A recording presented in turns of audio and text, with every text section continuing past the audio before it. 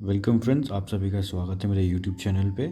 आज जो हमारा टॉपिक ऑफ डिस्कशंस है that is salient features of Indian constitution. Well friends, Indian constitution को समझना हमारे लिए बहुत ही इंपॉर्टेंट है because this is the framework. अगर आप कॉन्स्टिट्यूशन एक बार समझ जाएंगे तो आप उस कंट्री के बारे में लगभग आप उसकी political, economic and social condition को आराम से समझ सकते हैं। That's why the topic becomes very important, that is the feature of Indian constitutions. Features में घुसने से पहले हम थोड़ा सा बेसिक्स पढ़ेंगे कि कॉन्स्टिट्यूशंस, हमारे इंडियन कॉन्स्टिट्यूशंस के बारे में। ऐसा कि हम जानते हैं कि हमारा कॉन्स्टिट्यूशन बन के जो तैयार हो गया था आपका 26 नवंबर 1949। On this date we adopted Indian constitution, but the enforcement date अगर आप बताई जाए तो थी वो 24 जनवरी 1950 को थी। और दूसरी बात हम देखें, इसमें जो प्रोविजंस हैं, मैक्सिमम प्रोविजन जो है हमने अलग अलग कंट्री से लिए हैं। जैसे कि मैं बात करूं फंडामेंटल राइट्स, हमने अमेरिकन कॉन्स्टिट्यूशन से लिया। फंडामेंटल ड्यूटी हमने रशिया से लिया, जर्मनी से प्रोविजंस लिया। तो ऐसे जो हमारे कॉन्स्टिट्यूशन असेंबली मेकर्स थे, जो इंपॉर्टेंट प्रोविजंस थे, वो हमने अलग अलग कंट्री से लिया और उसको कंबाइन करके अपना इंडियन कॉन्स्टिट्यूशंस बना दिया। जैसा कि हमारे नेहरू जी ने भी कहा था कि हम अपने कॉन्स्टिट्यूशन को स्टैटिक नहीं बना सकते, because with in A time new new situations आती हैं और कंट्री इवॉल्व होती है। तो उसके लिए हमारे को एक इम्पॉर्टेंट फीचर्स रखना पड़ेगा, दैट इज़ अमेंडमेंट प्रोसीजर।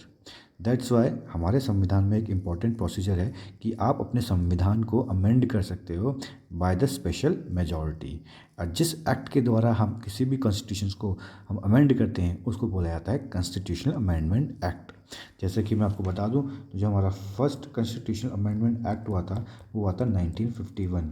इसके अंतर्गत हमने नाइन्थ शेड्यूल भी बताऊंगा मैं आपको आगे जाके, जो कि बात करता है जुडिशियल रिव्यूज़ की, जो स्क्रूटिनी देता है ऑल लॉज की। कोई भी लॉ अगर 9 शेड्यूल में डाला गया तो it will be what we call, अब जिस उस एक्ट को किसी भी कोर्ट में on the basis of violation of fundamental right नहीं पेश किया जा सकता। बट लेटर ऑन इसमें कई सारे सुप्रीम कोर्ट के जजमेंट्स आए, उसमें जो ब्लैंकेट जो सपोर्ट था वो हटा दिया गया था। वैसे टाइम टू टाइम पे कई सारे कॉन्स्टिट्यूशन अमेंडमेंट एक्ट आए हैं, बट आपको ये याद रखना है कि जो 42nd कॉन्स्टिट्यूशन अमेंडमेंट था 1976, इसको हमेशा मिनी कॉन्स्टिट्यूशन बोला जाता है। वाई? बिकॉज इस एक्ट के द्वारा हमारे संविधान में बहुत सारी चीज़ें चेंजेस हुई हैं। ये तो बेसिक चीज़ें थी जो आपको पता होना चाहिए। Now let's jump to the main features of Indian constitutions. Well friends, अगर मैं बात करूं तो इसका जो सबसे इम्पोर्टेंट फीचर्स है वो है रिटन कॉन्स्टिट्यूशन। जैसा कि हम जानते ही हैं कि इंडियन कॉन्स्टिट्यूशन जो है लेंदिएस्ट रिटन कॉन्स्टिट्यूशन है इन द वर्ल्ड। वेल, अगर मैं रिटन की बात करूं तो इसके 4 कारण हैं कि क्यों ये इतना लेंदिएस्ट रिटन है। वेल फ्रेंड्स, जो सबसे पहला फैक्टर आता है वो आता है इसका geographical area, geographical factor. Why? Because we know that India is spread over an a very large area, जहाँ पर करीबन 120 करोड़ पीपल आज की डेट में मौजूद हैं। अब आप जान सकते हो कि कहते हैं कि हमारे यहाँ पे डाइवर्सिटी भी सबसे ज़्यादा है, अलग अलग कल्चर, अलग अलग एथनिक ग्रुप्स हैं, रिलीजियस ग्रुप हैं, उन सबके अलग अलग बिलीफ सिस्टम है। तो हम एक ऐसा कंट्री बनाना चाहते हैं, हम ऐसा कॉन्स्टिट्यूशन बनाना चाहते हैं जहाँ पे सबके राइट, सबके कल्चर को प्रोटेक्शन दिया जा सके। इसीलिए कह सकते हैं कि हमारे कॉन्स्टिट्यूशन मेकर ने सबके हितों को ध्यान रखते हुए इस कॉन्स्टिट्यूशन को बनाया है। दूसरा, अगर मैं इसमें फैक्टर्स की बात करूँ तो हिस्टोरिकल फैक्टर्स की बात करेंगे। हिस्टोरिकल फैक्टर्स मतलब जैसे कि मैंने आपको पहले ही बताया कि कॉन्स्टिट्यूशन बनाने से पहले हमारे पास जो लास्ट एक्ट था हमारे पास वो था government of India act 1935। Government of India act 1935। So we were highly what we call influenced by this act, जिससे हमने कई सारे प्रोविजंस लिए हैं। और जो गवर्नमेंट ऑफ इंडिया एक्ट 1935 था वो बहुत ज़्यादा बल्कि था, इसलिए जो कॉन्स्टिट्यूशन मेकर्स थे उन्होंने काफ़ी चीज़ें प्रोविजंस यहाँ से ली, और जो हमारा करंट कॉन्स्टिट्यूशन था वो काफ़ी लेंदी बना। और जो सबसे इम्पोर्टेंट था वो था सिंगल कॉन्स्टिट्यूशन। किसके लिए? For both centre and state. कहने का मेरा मकसद ये है, जैसे अगर हम अमेरिका की बात करें, अमेरिका में हर स्टेट का अपना अपना स्टेट का और सेंटर का अलग अलग कॉन्स्टिट्यूशन है, सिटीजनशिप है। बट इंडिया में जैसे कि हम जानते हैं both centre and state have one constitutions which make it written lengthiest constitution in the world. Well friends, these are the three important factors जिसके तहत हम कह सकते हैं कि why our constitution is lengthiest. The first is geographical factor, and second is historical factor, and third is single constitutions for both central and state. Well friends, now we will talk the second feature which is very important. हम बात करेंगे blend of flexibility and rigidity. Well friend, अगर मैं बात कर रहा हूँ flexibility और रिजिडिटी की, तो हमारा जो इंडियन कॉन्स्टिट्यूशन है it is a blend of both. ना ही हम कह सकते हैं कि हमारा जो कॉन्स्टिट्यूशन रिजिड है, ना ही फ्लेक्सिबल है। ठीक है, अगर हम बात करूँ फ्लेक्सिबिलिटी अगर कहें तो हम American constitution is quite rigid and Britain का जो कॉन्स्टिट्यूशन है इज़ क्वाइट फ्लेक्सिबल, बट हमारा constitution is blend of both. कैसे? देखिए, जब भी फ्लेक्सिबल की बात आती है तो हम बात करते हैं प्रोसीजर ऑफ अमेंडमेंट। मतलब हमारे यहाँ फ्लेक्सिबल कहने का मतलब ये है कि हमारा जो संविधान है उसमें कुछ प्रोविज़न ऐसे हैं जिसको हम सिंपल मेजॉरिटी से हम अमेंड कर सकते हैं। जैसे कि कोई भी मोशंस होता है पार्लियामेंट में, या कोई भी बिल पास करना होता है, या आपको कोरम मतलब जितने मिनिमम 1/10 ऑफ द लोकसभा और राज्यसभा और any assemblies to be present for the sessions. तो ऐसे मोशंस, ऐसे बिल्स या ऐसे कोरम जिसके लिए हमें सिंपल मेजॉरिटी चाहिए टू मेक दम टू उसको परिवर्तन करने के लिए, उसको कहते हैं हम फ्लेक्सिबिलिटी। वही अगर मैं बात करूँ आपकी रिजिडिटी की, तो रिजिडिटी मतलब ऐसे provisions which is very difficult to amend, मतलब हार्ड टू अमेंड, या कह सकते हो कि इसमें हमें स्पेशल मेजॉरिटी की ज़रूरत पड़ती है। स्पेशल मेजॉरिटी भी कई प्रकार की आती है, इसको हम नेक्स्ट क्लास में लूँगा। तो स्पेशल मेजॉरिटी मतलब आप देख सकते हो जैसे अमेंडमेंट ऑफ फंडामेंटल राइट्स हो गया आपका, ठीक है, आपका नेशनल इमरजेंसी लगती है जब आपकी, तो इन सब के लिए आपको एक स्पेशल मेजॉरिटी चाहिए to amend the constitutions. That's why our constitution is blend of both flexibility and rigidity. I hope आपको समझ में आ रहा होगा। नेक्स्ट जो बात करेंगे हम, that is parliamentary form of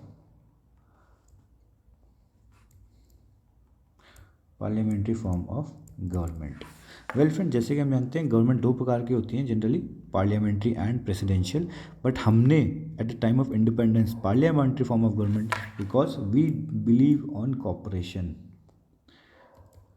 and coordination, और ये चीज़ अवेलेबल थी खाली पार्लियामेंट्री फॉर्म में। इसका मतलब ये है कि जो हमारा एग्जीक्यूटिव होगा, एग्जीक्यूटिव इज़ रिस्पॉन्सिबल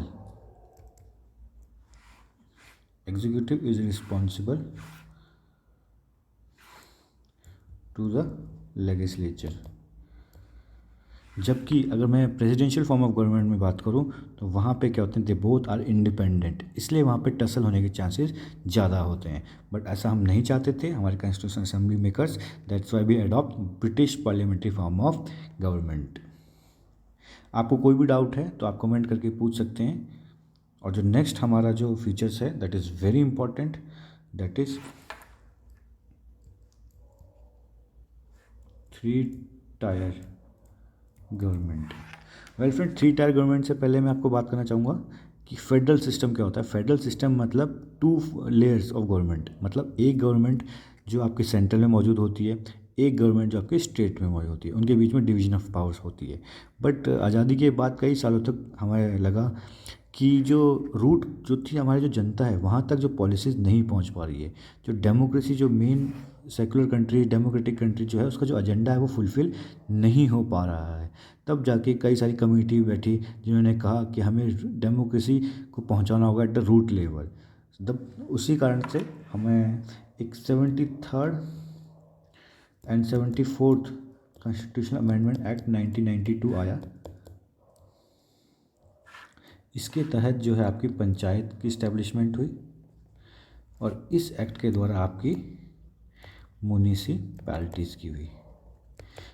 मतलब कहने का मतलब है एक थर्ड लेयर आएगी थी आपकी। अभी तक तो 2 लेयर्स थी, one is at the centre and one is at the state level. But due to some reason जो डेमोक्रेसी की जो मेन एजेंडा थे, पॉलिसीज़ थी, वो गाँव तक लोगों तक नहीं पहुँच पाती, और इस के तहत जो हमने 73rd एंड 74 कॉन्स्टिट्यूशन अमेंडमेंट 1982 लाया, जिसके अंदर पंचायत आई, जिसको हम लोकल गवर्नमेंट भी कहते हैं, लोकल गवर्नमेंट भी कहते हैं। इसके तहत क्या है, जो लोकल पीपल थे उनको मेन पॉलिटिकल स्ट्रीम में लाने की कोशिश की गई, और इसमें अलग अलग मैटर्स थे। इसमें आपके 29 मैटर्स हैं जिसमें वो कानून बना सकते हैं, इसमें 18 मैटर्स हैं जिसमें वो कानून बना सकते हैं। वेल फ्रेंड, जो नेक्स्ट फीचर्स हैं हमारा, आई होप अगर किसी को कोई इंपॉर्टेंट पॉइंट है तो आप वीडियो को पॉज करके रोक के नोट कर सकते हैं। नेक्स्ट जो है हमारा आपका इंटीग्रेटेड एंड